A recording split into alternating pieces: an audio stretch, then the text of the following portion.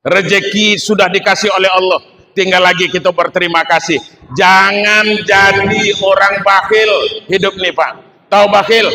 Bakhil itu pelit. Kalau bahasa orang tua gedangnya apa pelit itu? Kikir. Apa namanya? Kikit. Kikit ya? Bukan pakai R kan? Pakai T. Kikit. Jangan jadi orang kikit hidup kok. Bapak Ibu sekalian, makanya Bu, Ibu pakai gelang emas gedang-gedang. Tengok siku dulu. Pakai gelang emas gedang-gedang, itu dibawa mati apa tidak?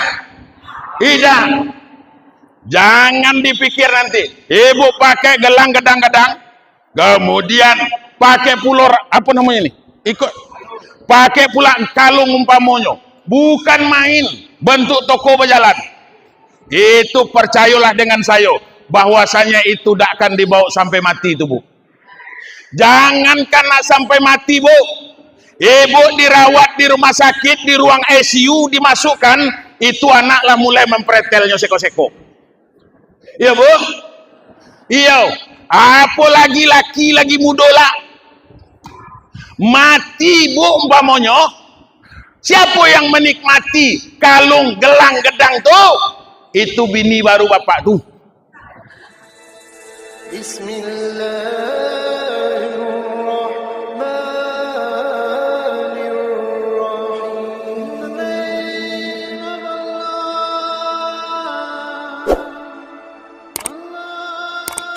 Assalamualaikum warahmatullahi wabarakatuh.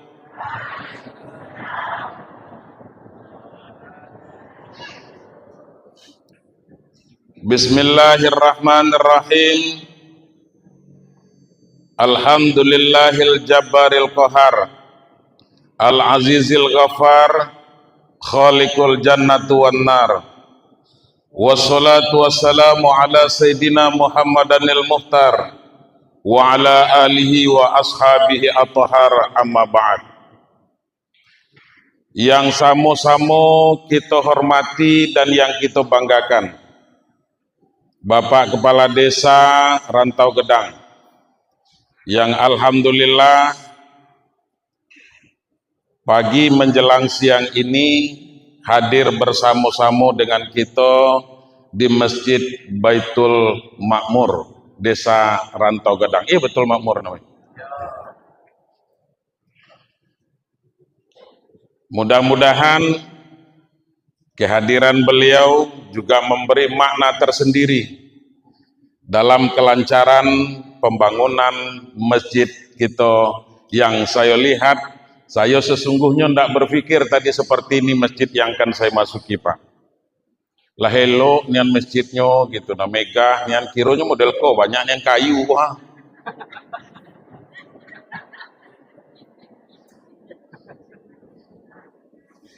Tapi ada juga makna kayu kok.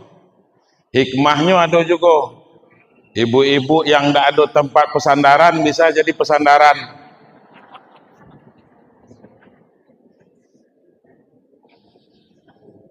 Kita doakan mudah-mudahan Pak Kades kita ini selalu diberikan kesehatan oleh Allah, diberikan umur panjang, dimudahkan jalan rezekinya, ditambah bininya. Jangan.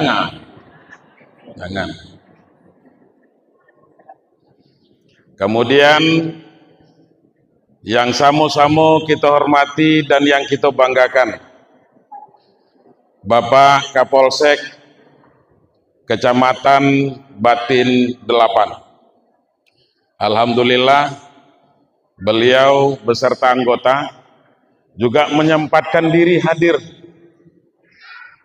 pada hari ini.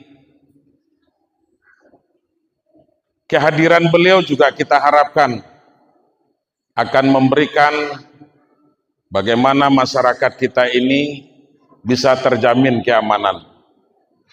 Itu sebenarnya keamanan itu bukan karena ada polisi Pak. Keamanan itu dari hati kita.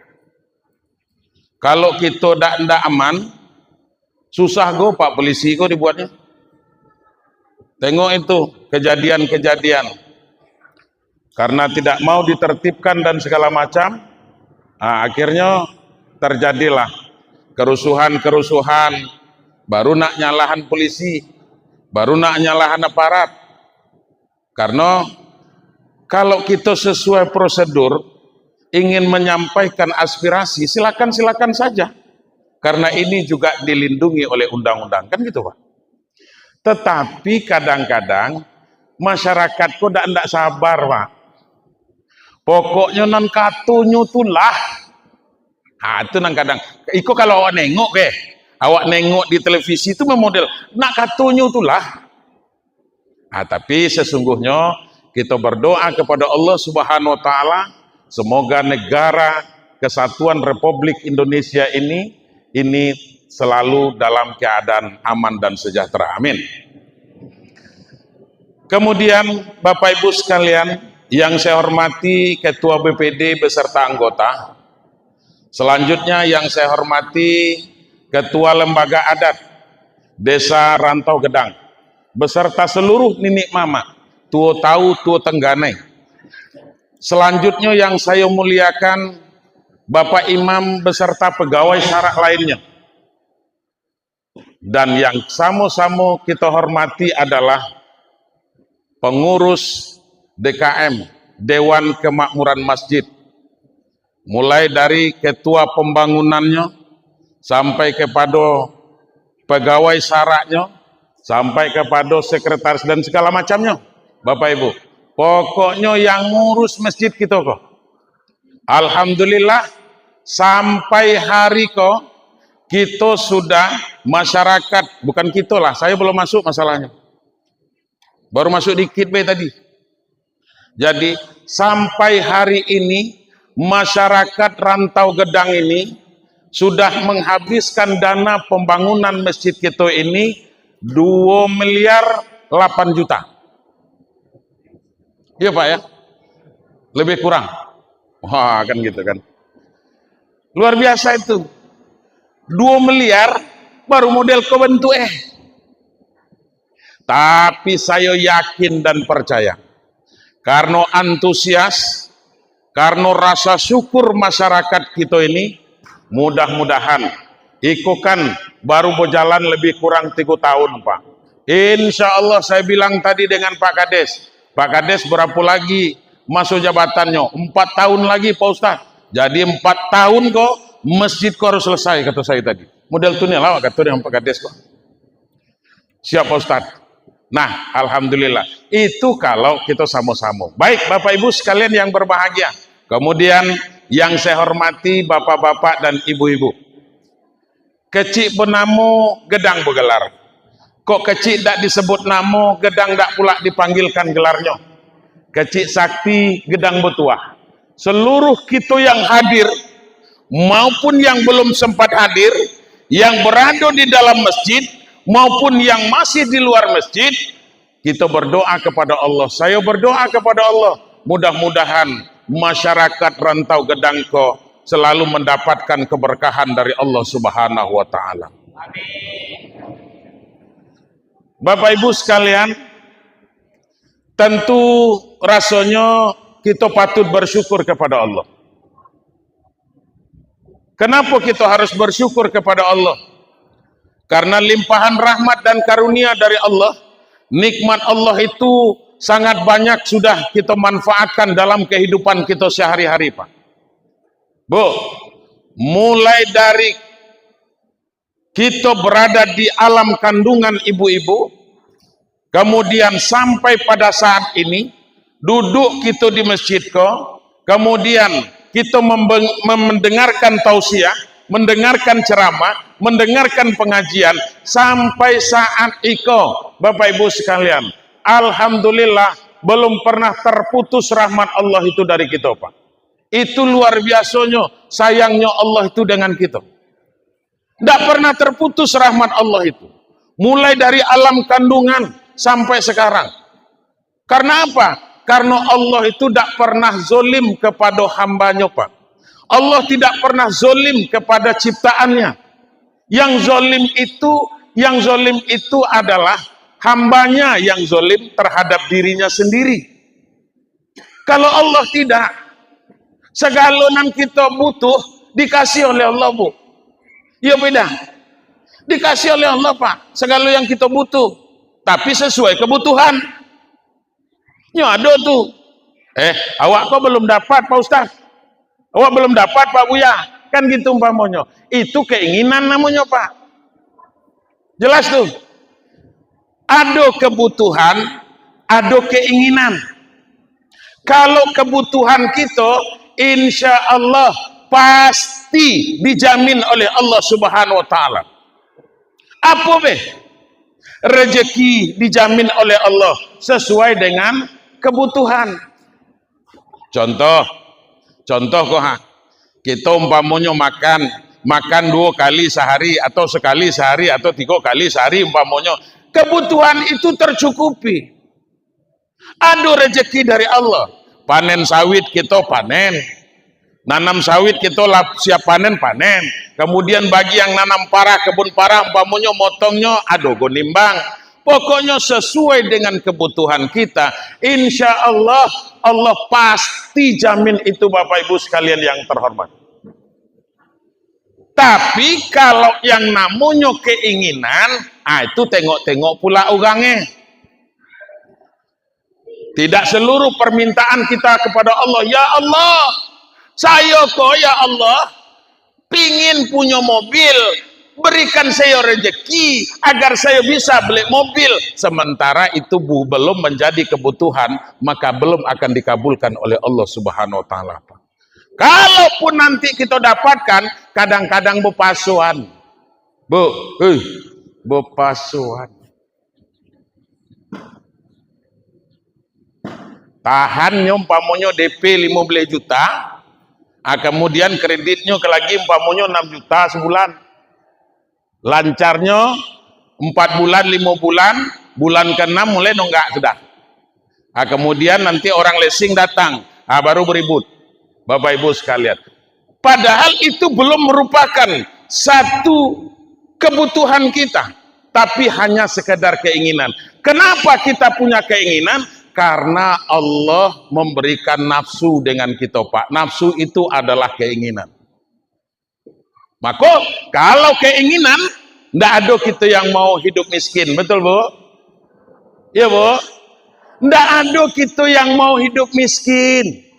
Segala kita ingin punya rumah elok, punya harta banyak, kebun sawit banyak, kebun karet luas, semua kita punya keinginan seperti itu. Kenapa? Karena itu merupakan nafsu. Tapi alhamdulillah, saya tengok tadi masyarakat Rantau Gedanggo, Pak Kades, saya baru sekali masuk ke situ, mulai dari gapura itu. Kalau saya lihat dari bangunan-bangunan fisik rumahnya luar biasa, rezeki Allah itu diberikan kepada masyarakat Rantau Gedang. Model itu yang patut kita bersyukur kepada Allah Subhanahu wa Ta'ala. Makanya saya yakin Rantau Gedang kok tidak akan ada ribut, Pak Kades, tidak akan ada demo. Karena apa? Karena kebutuhannya cukup, isi perutnya cukup, bereh meli bereh. Atau ada punya sawah masing-masing, punya payo, beli beras ya. Tapi insya Allah untuk pembeli beras itu pun lah lebih. Iya, Bu. Iya. Model itu nian sayangnya Allah Ta'ala itu dengan kita. Walaupun kita tidak ada semayang. Iya, Pak. Semayang dah. Hah? Dado. Tapi alhamdulillah, Bapak Ibu sekalian, Allah Ta'ala pasti akan berikan rezeki. Karena apa? Karena itu janji Allah. Allah sudah berjanji di dalam Al-Quran. Pak, Allah kalau sudah berjanji di dalam Al-Quran, Allah tidak akan pernah ingkar janji. Ada jaminan Allah di dalam Al-Quran. Apa kata Allah? Bismillahirrahmanirrahim.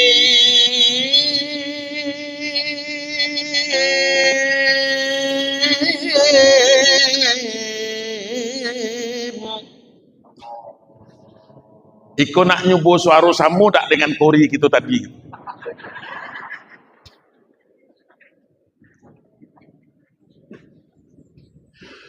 Wa ma min dabbatin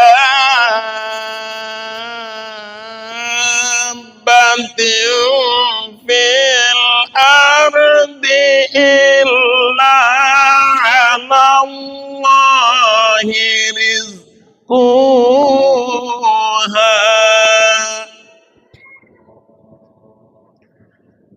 Kata Allah, wa ma min dabbatin fil ardi illa 'alallahi rizquha.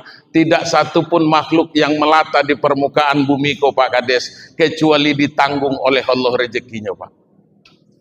Ada jaminan Allah di dalam Al-Quran. Apa kata Allah?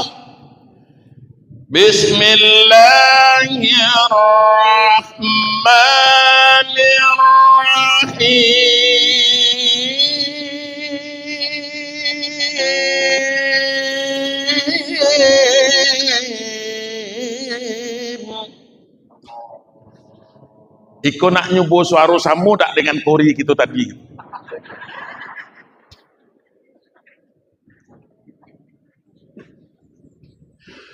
Wa ma min dabbatin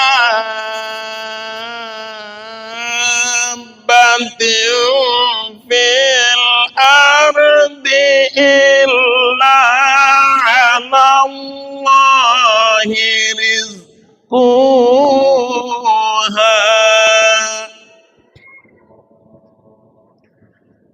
Kata Allah, wa ma min dabbatin fil ardi illa 'alallahi rizquha. Tidak satu pun makhluk yang melata di permukaan bumi kau Pak Kades kecuali ditanggung oleh Allah rezekinya Pak. Rezeki pasti akan ditanggung oleh Allah Subhanahu wa taala. Siapapun dia, apakah dia beragama Islam, apakah non muslim, yang penting jangankan kita manusia Bapak Ibu sekalian yang berbahagia, semut yang hitam di tengah malam yang gelap gulita di atas batu yang kering itu juga dijamin kehidupannya oleh Allah, dijamin rezekinya oleh Allah. Apalagi model kita manusia kok yang diberikan akal bagaimana nak nyari rezeki umpamanya. Tapi walaupun demikian Bapak Ibu sekalian, yang namanya rezeki itu walaupun sudah dijamin oleh Allah, tetapi kewajiban kita adalah berusaha. Begawe. Jangan nanti umpamanya kata Buya Sofwandi di masjid baru kami itu rezekilah dijamin Allah Ta'ala, nonggo anda lah di rumah. Nah, ndak inti bodoh tuh. Jadi gitu. Ini Bapak Ibu sekalian. Nah, patut kita bersyukur kepada Allah. Kemudian selawat dan salam sama-sama kita kirimkan kepada junjungan Nabi besar kita Muhammad sallallahu alaihi wasallam. Syafaat beliau sangat kita harapkan. Kapan itu? Di hari yauma la yanfa'u malun wala banun illa man atallaha biqalbin salim. Pada hari di mana tidak lagi berguna anak dan harta, tidak ada manfaat pangkat dan jabatan yang kita miliki hari ini Bapak Ibu sekalian, kecuali nanti kita akan menghadap Allah biqalbin salim, dengan hati yang sejahtera. Hati yang sejahtera, qalbin salim itu adalah hati yang selalu hidup, yang mau berintisalul awamir wajitnabun nawahi, yang mau menjunjung tinggi perintah Allah dan meninggalkan yang dilarang oleh Allah Subhanahu wa taala. Itulah yang dikatakan qalbun salim, hati yang sejahtera. Pada saat itu nanti kita akan berhadapan dengan Qadi Rabbul Jalil, persidangannya Allah Subhanahu wa taala, yang di situ kita nanti akan pertanggungjawabkan segala apa yang telah kita perbuat selama hidup di atas dunia ini Bapak Ibu sekalian. Itu semuanya nanti kita akan pertanggungjawabkan di hadapan Allah Subhanahu wa taala. Makanya Allah mengatakan, "Famay ya'mal misqala dzarratin." Sekecil apapun perbuatan baik yang kita lakukan, kalau kita lakukan secara ikhlas, maka Allah pasti akan balas dengan kebaikan. Sebaliknya macam mana? Sekecil apapun perbuatan jahat yang kita lakukan, sebelum kita memperoleh maghfirah dari Allah Subhanahu wa taala, maka nanti pasti Allah balas dengan kejahatan juga, Pak. Itu nanti ada dacing. Tahu dacing? Kami di Tebu tuh dacing namanya. Siko sama dacing juga. Timbangan. Ada dacing. Dacing Allah itu luar biasa. Nanti di persidangannya tuh penuntut umumnya Raqib dan Atid yang selalu mengawasi kita setiap perjalanan kita, waktu jago, waktu tidur dan segala macam. Raqib dan Atid itu selalu nyatat. Ada tuh tulisannya di situ. Perbuatan baik yang kita lakukan akan dicatat.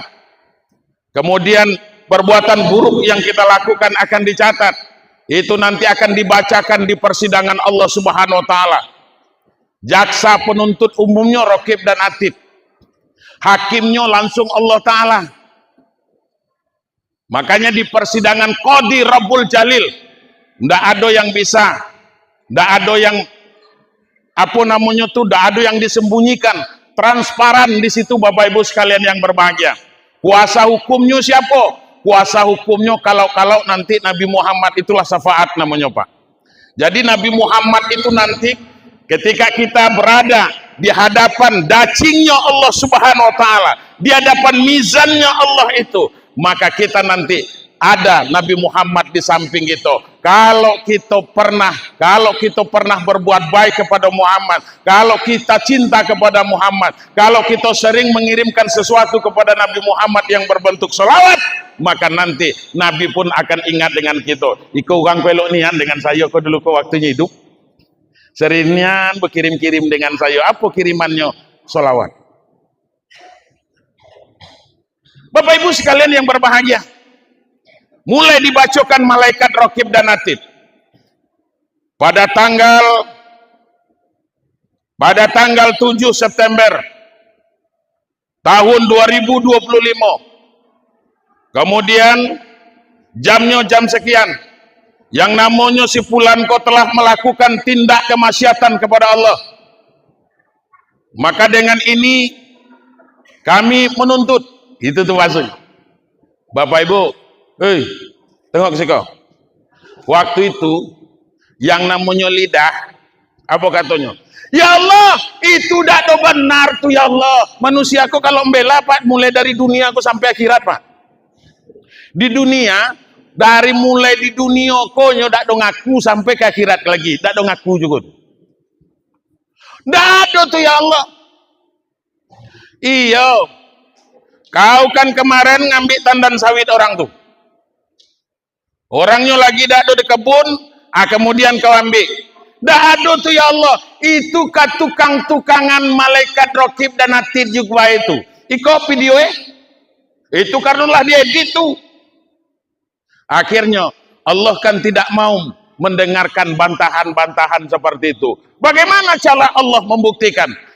Al-yawma nakhtimu ala afwahihim wa tukallimuna aydihim wa tashhadu arjuluhum bima kanu yaksibun.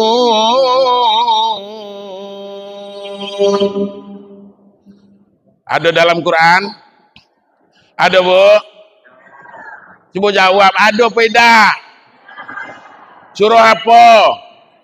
Surah Yasin, ayat berapa? Yang penting surah Yasin. Al-yawma naqtimu ala afwahihim. Hari itu nanti akan dikunci mulut mereka itu. Rapat-rapat, tidak bisa lagi nak bercakap. Wa tukallimuna aydihim. Kemudian tangan mereka itu nanti akan berbicara. Apa kata tangan kita Bu? Betul ya Allah, saya konian lah dulu yang nondo sawit urang tu teh. Itu tangan akan berbicara. Wa tukallimuna aydihim wa tashhadu arjuluhum bima kanu yaksibun. Kemudian kaki juga nanti akan memberikan kesaksian di hadapan Allah. Apa pula kata kaki, Pak? Betul ya Allah, aku konianlah dulu yang melangkah ke kebun parah orang untuk mupulnya teh. Tutup. Dikunci mulut kita ini. Tidak bisa nak apa-apa Bapak Ibu sekalian. Makanya tentu Allah masih berikan kesempatan kepada kita.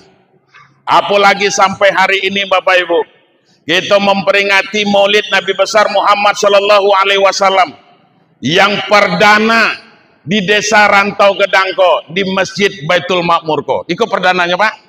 Iko. Alhamdulillah masih bisa kita pakai Bapak Ibu. Tadi ayat sudah dibacakan oleh qori kita tadi.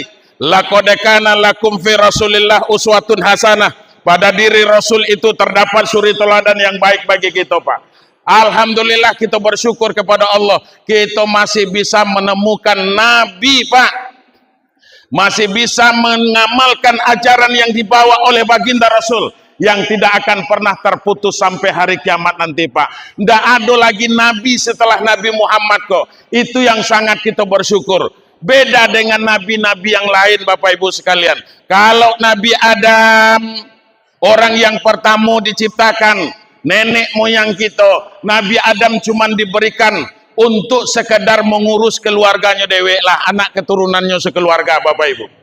Itu pun sempat juga tidak ada sukses beliau untuk mengurus keluarganya. Kenapa? Karena ada keturunannya. Untuk saya pun cuma Pak. Udah. Dakwaan. Alhamdulillah lah tiba pula TS. Luar biasa memang. Ayo, awak tak ada minum es Pak? Enggak. Jus pokat enggak lah. Enggak. Nyemong Pak Polsek memang macam tu lah. Nasib kami penceramah kok itu tak lebih dari air putih lah Pak.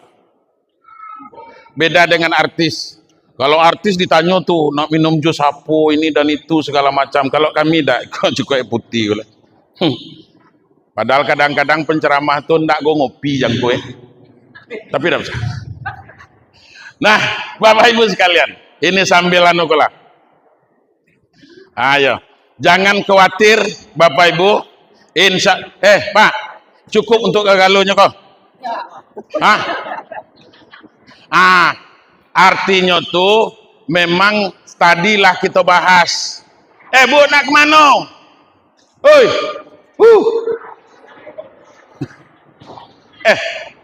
apa halnya itu? Tolong, itu ada yang anu kayaknya itu. Olipan, oh ya, yo, itu yang bapak-bapak yang laki-laki tolong dibantu itu Pak. Kaget digigitnya, bedo gua ajain tuh. Sedang duduk lagi gigitnya buntut kok. Payah go tuh. Iya. Lah, jadi Bu, lah mati benda itu. Coba balik. Jadi sesuai dengan di awal ceramah kita tadi, memang Pak, rezeki kok itu tidak pernah sama. Ada yang dapat umpamanya kue kotak dengan air aqua dalamnya, ada juga aqua gelas. Ada kini tuh yang sedang berjalan TS. Jadi bagi yang tidak dapat lagi umpamanya berarti rezekinya udah ada di TS tuh. Jangan berkecil hati, ya Bu. Ya Bu. Tuh nyoha. Ayo. Bagi yang tahu Pak. Kita lanjut. Fokus bae nengok saya kok. Jangan yang tukang bagian TS tuh ditengok.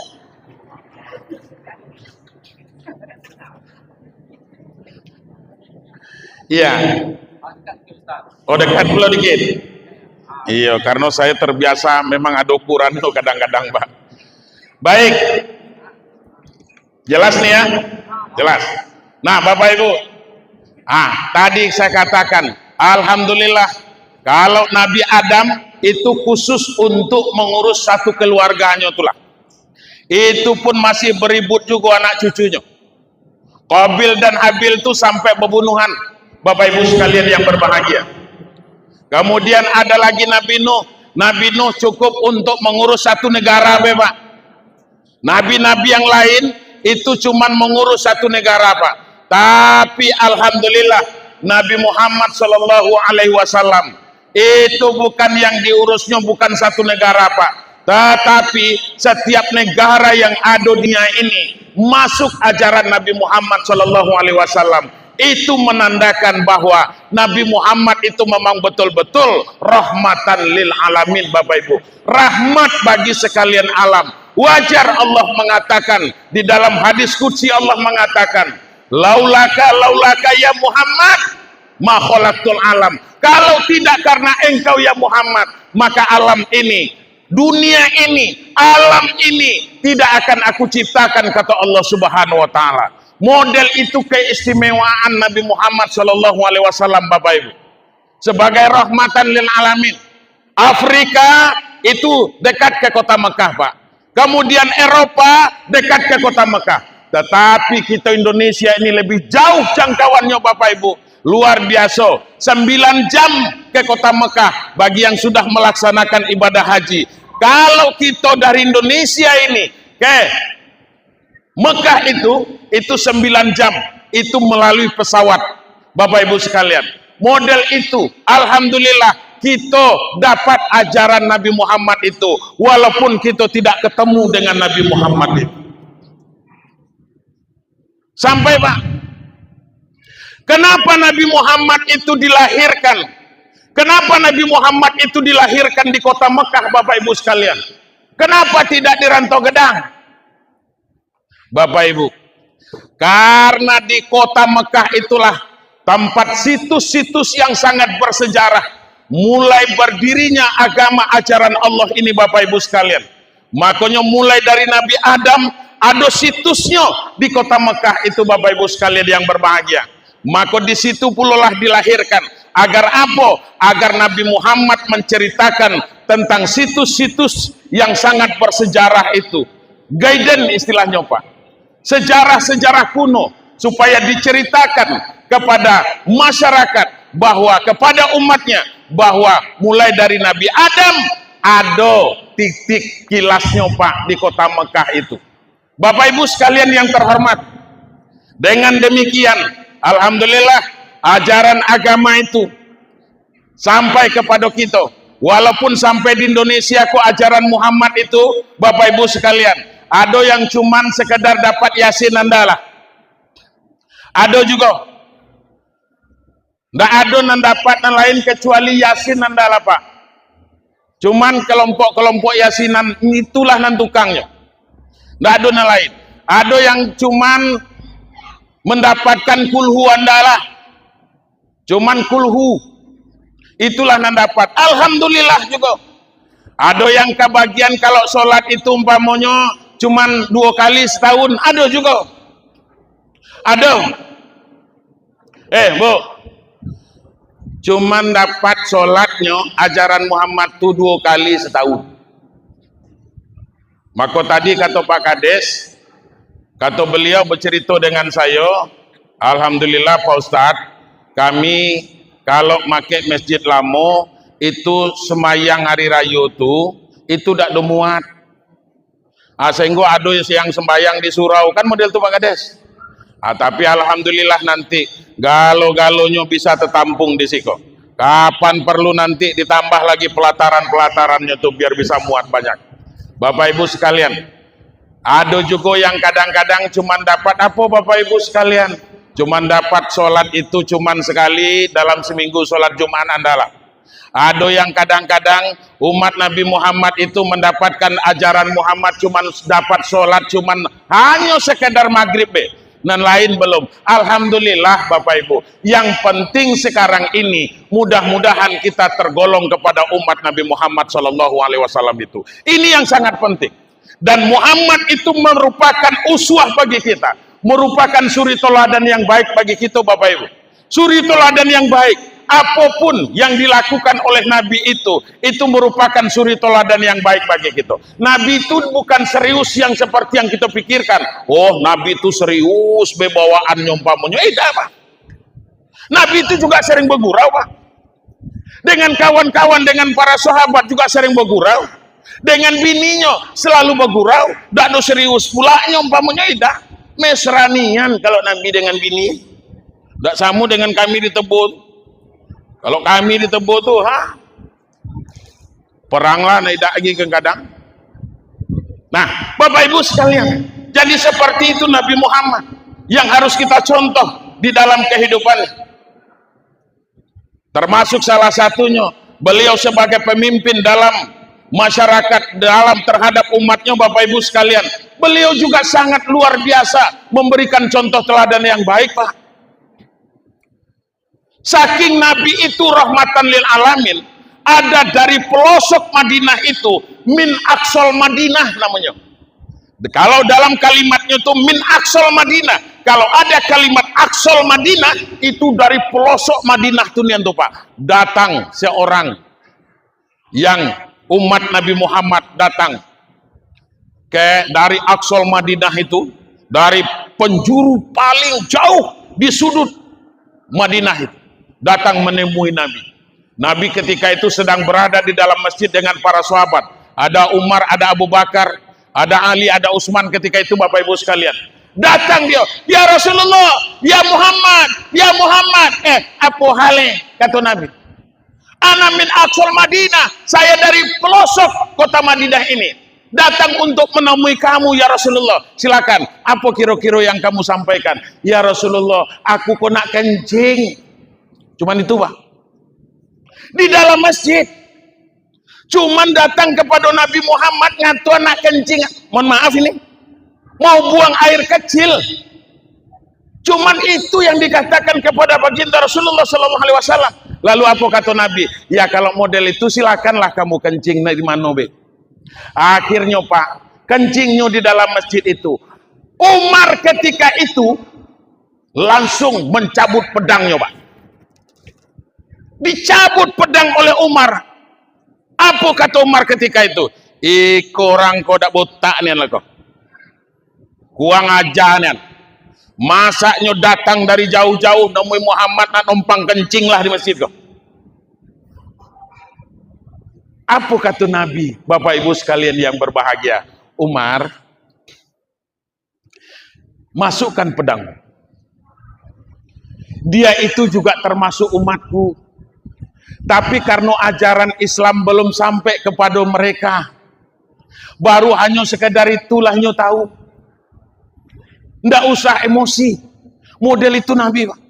Akhirnya, Bapak Ibu sekalian, lah selesainya kencing. Ya Rasulullah, saya nak balik. Balik, Pak. Apa kata Nabi? Ya fulan, kesiko dulu. Sebelum engkau balik, maka terlebih dahulu karena yang engkau keluarkan ini adalah najis, maka silakan kamu bersihkan. Disuruhnya membersihkan dewe. Cara membersihkannya model itu. Model itu cara Nabi mengajarkan. Tidak sama galau-galonya, Pak. Nabi memberikan ilmu itu sesuai biqadari ukulihim. Nabi menyampaikan agama Islam, ajaran Islam itu biqadari ukulihim. Sesuai dengan macam mana akalnya menerimanya, Bapak Ibu sekalian. Hendaknya samuratokan idah.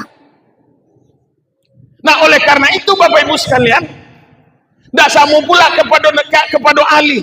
Pendidikan yang diberikan oleh Nabi Muhammad kepada Ali bin Abi Thalib. Karena Ali itu ilmunya sudah sangat tinggi sekali. Dalam hadis itu Allah mengatakan, Ana madinatul ilmi wa aliyun babuha. Saya adalah gudang ilmu, kata Nabi, dan Ali itu adalah pintunya. Orang yang mau masuk ke dalam gudang, maka harus melalui dari pintunya. Pintunya siapa? Ali. Maka Ali pun dicubu ketika itu, Pak, ilmunya oleh Rasulullah SAW. Ali, ya Rasul. Kamu kalah kusuk nian dalam sembahyang kau. Sudah ya Rasulullah, saya kusuk nian dalam sholat. Lalu Bapak Ibu sekalian, kalau memang betul kamu kusuk di dalam sholat, nanti akan saya berikan hadiah kepada kamu. Akan saya berikan serban saya ini, nanti kau silakan pilih. Mau milih yang hijau, mau milih yang putih atau yang merah, itu terserah kepada engkau. Sholatlah dulu. Akhirnya Ali pun sholat 2 rakaat Bapak Ibu sekalian. Setelah dia sholat, setelah dia salam, Ali, yang mana? Yang hijau ya Rasulullah. Apa kata Nabi? Berarti kamu belum khusyuk di dalam sholat. Kenapa? Karena masih terpikir begitu selesai sholat, kamu masih memikirkan memilih warna yang hijau. Sampai pada gilirannya Bapak Ibu, Ali bin Abi Thalib sholat, dipanah kakinya Pak, betisnya ditembus oleh panah ketika itu, sehingga dia tidak lagi merasakan sesuatu apapun. Karena apa? Karena kekhusyuannya dalam melaksanakan ibadah sholat. Beda dengan kita sembahyang. Kita tidak sampai semodel itu khusyuknya, tidak lah Pak. Yang penting sembahyang, ya Bu, ya Bu. Kemudian sholat itu perlu kita pahami Bu. Bu, yang di belakang, tengok ke sini kau. Sholat itu luar biasa kelebihannya. Yang hilang bisa dapat dalam sembahyang tuh. Cobalah kali dah. Ibu lupa narok dompet di mana? Di mana lah tadi awak lepaan kok? Ya Allah, Pi, ada nampak dompet mak tadi? Dah ada mak. Di mana bang lepak? Itulah mak lupa nian ke. Akhirnya apa? Ikut nak sembahyang zuhur, datang azan. Allahu Akbar, Allahu Akbar. Bodoh. Sudah itu, lali tak dek nyari dompet kau tadi, di mana belepaan, coba sembahyang. Allahu Akbar, Allahu Akbar. Oh, di belakang TV itu rupanya lepaan tadi. Dapat. Iya. Nan lupa bisa ingat di dalam sholat. Itu kelebihan sholat. Tapi apakah boleh seperti itu? Masih boleh. Bolehkah kita umpamanya kan sholat berjamaah kok Kemudian ada orang pakai baju bertulis, kemudian terbaca tertengok ke kita umpamanya, silakan. Tidak apa-apa Pak. Tapi jangan dibaca kekuat. Kalau membaca pula umpamanya ada tulisan di baju kawan itu, kemudian membaca pula kekuat, itu batal sholatnya. Tapi kalau hanya sekedar kita melihat, dalam hati kita baca umpamanya, tidak mengeluarkan suara melalui lidah, sahkah sholatnya? Sah Pak. Gitu. Kita nak nengok kiri kanan, nengok lampu umpamanya, manonan mati bolanya, manonan hidup umpamanya. Sahkah umpamanya sembahyang kita? Sah. Alhamdulillah. Masih sampai ajaran itu, ajaran Muhammad itu, walaupun hanya sekedar model itu Pak.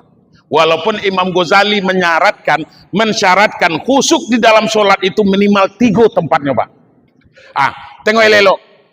Tidak bisa kita khusyuk dari awal Allahu Akbar. Tidak bisa khusyuk sampai salam. Paling tidaknya kata Imam Ghazali 3 tempatnya Pak. Pertama, ketika takbiratul ihram, Allahu Akbar. Ketika mulut kita mengucapkan takbir Allahu Akbar, maka hati kita akan mengatakan Allah Maha Besar. Itu pertama. Yang kedua kapan? Yang kedua ketika kita membaca suratul Fatihah pada ayat Iyyaka na'budu wa iyyaka nasta'in. Di situ Pak. Iyyaka na'budu wa iyyaka nasta'in. Kepadamu ya Allah saya menyembah, dan kepadamu ya Allah saya minta tolong. Kan itu artinya. Ketika lidah kita membacakan Iyyaka na'budu wa iyyaka nasta'in, maka hati kita itu nanti akan mengikuti. Engkau tempat saya menyembah ya Allah, dan engkau tempat saya minta tolong. Jangan dibalik. Tak boleh. Iyyaka nasta'in wa iyyaka na'budu. Itu tak boleh. Kalau pengamalannya itu yang banyak, Pak. Dibalik baca ayat tu. Perintah ayatnya itu apa? Perintah ayatnya iyyaka na'budu wa iyyaka nasta'in. Kepadamu ya Allah saya menyembah, dan kepadamu ya Allah saya minta tolong. Tapi di dalam pengamalannya sehari-hari, maka yang banyak itu mengamalkan iyyaka nasta'in wa iyyaka na'budu. Minta dulu dengan Allah, baru nak nyembah dengan Tuhan. Yang banyak minta dulu. Tak percaya? Tak percaya, kita tengok. Di dusun kita kok kalau orang nak masuk bulan Ramadan, ada tak orang sedekahan? Sedekahan masuk Ramadan? Ada? Ada. Kadang-kadang kita jantan kalau kami di Tebo tu, Pak, kalau sudah di pertengahan bulan Sya'ban tu, itu tak tik lagi makan di rumah, Pak. Makan di rumah tetangga yang bersedekah itulah, Pak. Sedekah nyambut bulan Ramadan. Tuh. Bukan main diundang. Pegawai syarat diundang, tokoh masyarakat diundang, Pak Kades diundang, segala masyarakat diundang, Pak. Sudah itu apa? Disampaikanlah hajat. Assalamualaikum warahmatullahi wabarakatuh. Para tamu undangan, Pak Kades, pegawai syarat yang saya muliakan, adapun hajat saya mengundang bapak-bapak sekalian ke rumah saya saya punya hajat. Karena orang nak masuk puasa, maka mohon dibacakan kulhu dan tahlil beserta dengan doanya. Yang pahalanya lagi disampaikan kepada arwah yang telah mendahului kita, kepada keluarga saya. Kalau ada catatan, catatnya itu, Pak. Sianu bin Sianu, Sianu binti Sianu, Sianu, sehingga selembar. Nah, akhirnya apa Bapak Ibu sekalian? Apa kalimat penyampaian pertamanya? Karena orang nak masuk puasa. Nah, nyoda. Nyoda ugang lah. Ugang nak puasa. Nyoda. Bapak Ibu sekalian. Lalu nanti Pak Imam bacakan doa. Dibacakanlah mulai. Kulhu dan tahlil dibacakan, kemudian ditutup dengan doa. Mulai dibacakan doa. A'udzubillahi minasyaitonirrajim. Bismillahirrahmanirrahim. Alhamdulillahi rabbil alamin. Hamdan hamil sampai umpamanya. Kemudian mulailah pada saat itu jamaah ngatakan amin. Lamu dikit lagi amin. Panjang Pak Imam baca doa dikit lagi amin. Kalau lah model tu Pak Imam sudahi cepat doa tu. Nyala marah tu. Nyala makan lah lagi tu. Jangan dipelamu amat doa, jangan diperpanjang amat. Sebab apa? Orang di rumah tu dah ada semayang kok. Nya minta doa tu lah. Itu makanya saya katakan tadi, Pak, iyyaka nasta'in wa iyyaka na'budu. Cuman mintanya dengan Allah. Minta dulu, padahal perintahnya apa? Iyyaka na'budu wa iyyaka nasta'in. Itu yang kedua tempatnya. Yang ketiga kapan? Yang harus kita kusuk itu Bapak Ibu sekalian yang berbahagia, yang harus kita kusuk itu tempat yang ketiga kata Imam Ghazali, apa katanya? Di tahiyat terakhir, Pak, di situ ada kalimat asyhadu alla ilaha illallah wa asyhadu anna muhammadar rasulullah. Paling tidaknya tiga tempat kok kita harus kusuk seminimal-minimalnya. Kalau kita tidak bisa kusuk sholat itu dari awal, dari takbir sampai salam. Nah, Bapak Ibu sekalian yang berbahagia,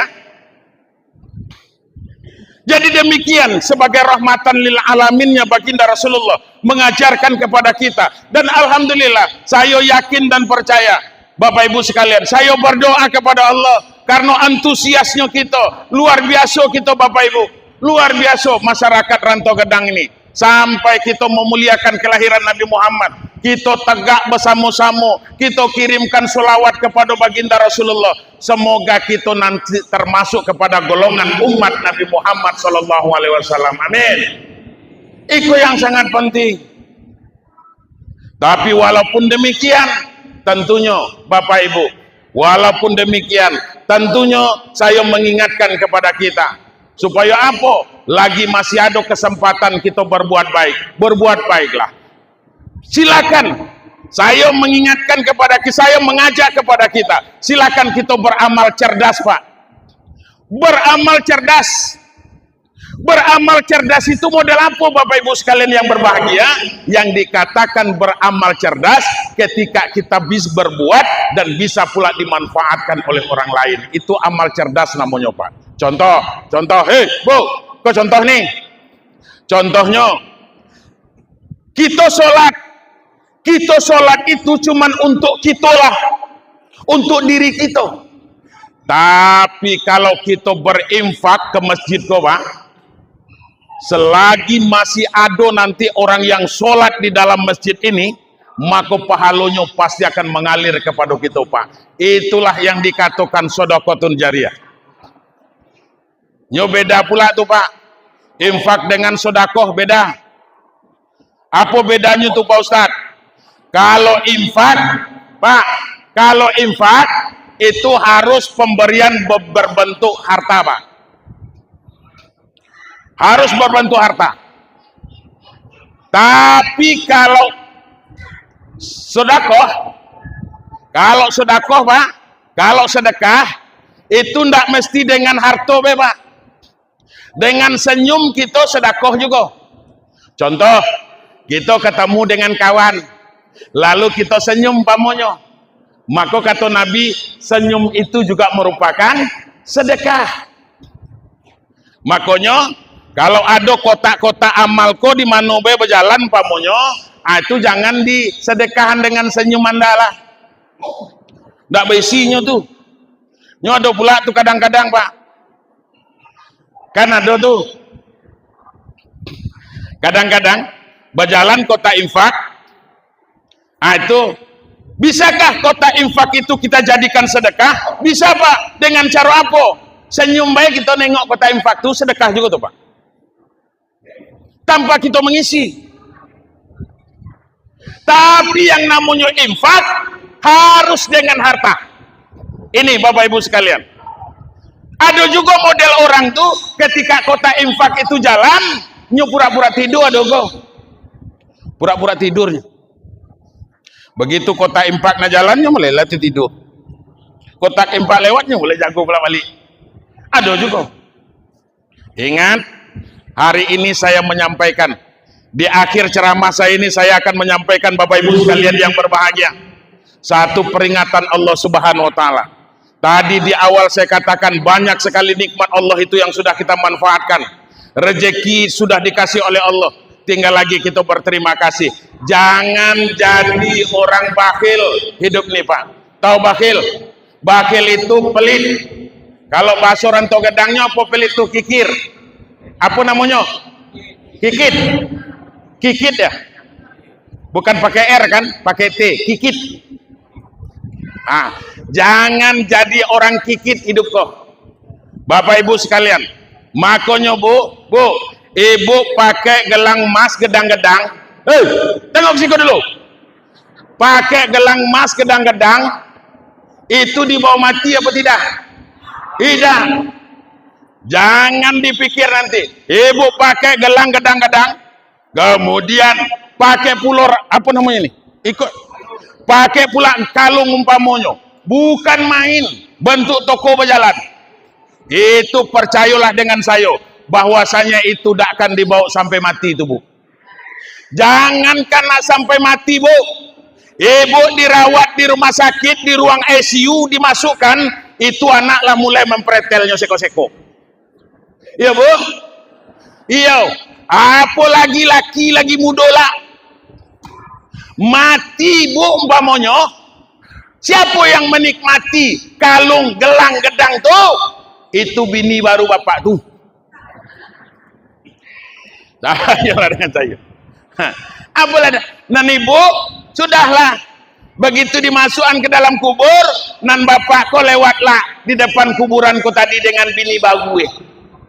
Datang, kau lah dulu kau. Bini saya yang pertama di dalam kau nyok ini tuh teh. Ya Bu, di dalam nyok ini tuh teh. Anan kita dalam kubu itu macam kau kan? Ini, Bapak Ibu sekalian yang berbahagia. Jadi sebelum kita dipanggil oleh Allah, maka apapun yang kita miliki, sebagian harta kita itu infakkan untuk pembangunan masjid kita ini, Bapak Ibu sekalian yang berbahagia. Apa kata Allah? وَلَا يَحْسَبَنَّ الَّذِينَ يَبْخَلُونَ بِمَا آتَاهُمُ اللَّهُ مِنْ فَضْلِهِ هُوَ خَيْرٌ لَهُمْ بَلْ هُوَ شَرٌّ لَهُمْ سَيُطَوَّقُونَ مَا بَخِلُوا يَوْمَ الْقِيَامَةِ. Jangan sekali-kali kamu menyangka, kata Allah, bahwa apa yang telah Allah berikan kepada kamu berbentuk rezeki, kemudian kamu mempunyai sifat kikit. Menurut kamu sifat kikit itu yang terbaik bagi kamu. Bal huwa syarrun lakum, akan tetapi itulah sifat yang paling dibenci oleh Allah. Sayutawakuna ma bakhilu bihi yaumal qiyamah. Maka nanti Allah akan kalungkan, Bapak Ibu sekalian, harta yang kita kikirkan itu nanti di hari kiamat. Kalau kita punya kebun sawit yang penghasilannya setahun lebih, bisa untuk membeli sebanyak 98 gram emas hasilnya per tahun, kemudian wajib dikeluarkan zakatnya 2,5%. Coba bagi yang punya kebun sawit kau ingat itu keluar zakatnya. Kalau nak dotrek sawit tuh, kalau nak banyak hasilnya, keluarkan zakatnya. Kalau kita ndak ngeluarkan zakatnya, sayutawakuna ma bakhilu bihi yaumal qiyamah, kata Allah, maka Allah nanti akan kalungkan batang sawit itu di leher kita di hari kiamat. Model itu. Lah tuh, Bu. Ya, selesaikan masjid kita ini. Mudah-mudahan, memang masjid ada sudah-sudahnya tuh. Masjid itu, maksud saya diperindah masjid kita ini. Kalau saya nengok nengok dari roman jendelanya iko bisa jadi nanti masjid kok pakai AC tapo. Karena dipasang kacu kalau mungkin iko prediksi awak be. Namun lebih dari itu bisa jadi kalau kita sudah kompak, apa yang tidak bisa, Pak? Masyarakat ini kalau kompak, tatanan kehidupan bermasyarakat itu kan sudah diajarkan oleh baginda Rasul. Apa kata baginda Nabi? Kun kal yadain wala takun kal uznain. Jadi kamu seperti dua tangan, kata baginda Rasulullah, jangan seperti dua telinga. Tangan kau kompak, Pak. Dak telap di tangan kanan ngangkatnya. Dak perlu tangan kiri dikasih tahu. Bantulah tuh tangan kanan tuh. Dak perlu, Pak. Pasti tangan kiri datang membantunya, Bapak Ibu. Itu dicontohkan oleh baginda Rasul. Ya Bu, digigit nyamuk tangan kiri kita kok, ndak perlu nak dikasih tahu tangan kanan kok pasti datang tuh bunuh nyamuk tuh. Ya, model tuh kompaknya. Kemudian tangan kita ini tahu diri. Kalau yang kanan lah dulu, yang kiri pastinya mundur. Kalau kiri lah dulu, yang kanan pastinya mundur. Tengoklah orang berjalan ke lidah. Pasti orang jalan macam kau. Ya Bu, tidak ada orang jalan macam gerak. Tidak ada. Jadi model itu sederhana dicontohkan oleh baginda Rasulullah SAW. Kun kal yadain. Jadi kamu seperti dua tangan. Tidak telat ibu ngangkat baskom tuh tangan kanan dewe, tanpa diperintah tangan kiri pasti datang untuk membantu. Betul apa tidak? Wa ta'awanu 'alal birri wat taqwa wala ta'awanu 'alal ismi wal udwan. Saling tolong menolong, saling kompak kita untuk menyudahan masjid kita kok, agar kita orang yang bertakwa. Jangan saling tolong menolong, nanti saling apa namanya tuh, saling kritik mengkritik. Nyo datang ke masjid kok, itulah ketua pembangunan masjid kok dah ada nganing cakap. Harusnya iko bukan macam ko. Iko bukan macam ko. Coba giliran ditanya, bapak lah berapa berimpak kasih kau pak? Baru 2 sak semen. 2 sak semen. Kritiknya bukan main. Ada orang model itu banyak. Itu makanya saya juga mengingatkan pengurus pembangunan masjid kok, itu cara orang mandang kita tuh pak, nazratun nas, cara pandang manusia kepada kamu, laka mukhtalifan, kepada kamu itu cara pandang manusia kepada kita berbeda-beda pak. Ada mereka yang memandang mayyaraka syai'un, ada yang memandang kita tidak ada eloknya pak, tidak ada nian lah elok macam mana kita pun berbuat elok, orang mandang tetap dah elok pak. Ada orang mandang model itu, ada. Inyo cuman melihat sisi negatifnya baik. Ada yang memandang mayyaraka mujayyidan. Ada yang orang yang memandang itu kepada kita itu dari sisi baiknya. Inyo tak melihat dari sisi buruknya dak. Elok dak si anu tuh itu luar biasa. Kalau di tengah masyarakat kok, inyo termasuklah tuh kadang-kadang kebak katuang adat tuh di mana tembilang dicacak di situ tanaman tumbuh, di mana bumi dipijak di situ langit dijunjung dibuat. Ah itu kalau inyo tuh modelnya tuh. Memang eloknya lah orang iyo. Dak ada ni ndak ada. Kalau masalah dak ada elok, lebih banyak eloknya lah pokoknya. Ada orang yang memandang kita itu dari sisi baiknya. Ada juga fakhara mayyaraka. Ada juga kadang-kadang orang yang memilih tidak ada melihat kita tuh nak elok-elok lah, nak idak-idak, ambil peduli antaklah di situ teh. Awak gawe awak lah nah. Itu si anu tuh macam awak dah peduli dah tuh. Awak gawe awak lah. Ada orang yang memilih memandang seperti itu. Maka apa? Pandangan Allah yang merupakan satu hakikat kebenaran Bapak Ibu. Maka serahkan diri kita apa yang kita perbuat, ikhlaskan Pak untuk pengurus pembangunan masjid ini. Silakan berbuat untuk menuju keridhaan Allah Subhanahu wa taala. Bapak Ibu sekalian yang berbahagia. Jadi model itu cara hidup di bermasyarakat ini. Wala takun kal uznain, kata baginda Rasulullah, jangan kamu seperti telingo. Telingo kok sampai mati kita tidak akan pernah saling tengok menengok. Tidak akan pernah saling kunjung mengunjungi itu Pak. Sakit yang satu yang sekok, yang lain tidak datang tuh Pak. Itu telingo Pak. Kata telingo kanan, telingo kiri, awak kok kini sedang sakit kok awak mandi di sungai itu masuk air. Latih lagi berdengung-dengung, berdenyu-denyu. Apa kata telingo kiri? Tanggunglah di kan dewek jo. Awak nangka datang nengok kan tidak. Awak tak pula ingin kan tengok. Sebab giliran satu datang, yang lain pasti lari. Itu telingo.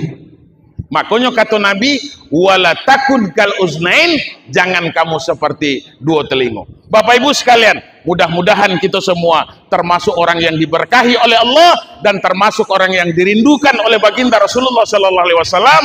Mudah-mudahan kita termasuk orang yang diterima amal ibadahnya, kemudian dimasukkan kepada golongan umat Nabi Muhammad sallallahu alaihi wasallam. Bapak Ibu sekalian, itu dulu yang dapat saya sampaikan. Lebih kurang mohon maaf. Wallahu muwaffiq ila aqwamit thoriq. Wassalamualaikum warahmatullahi wabarakatuh.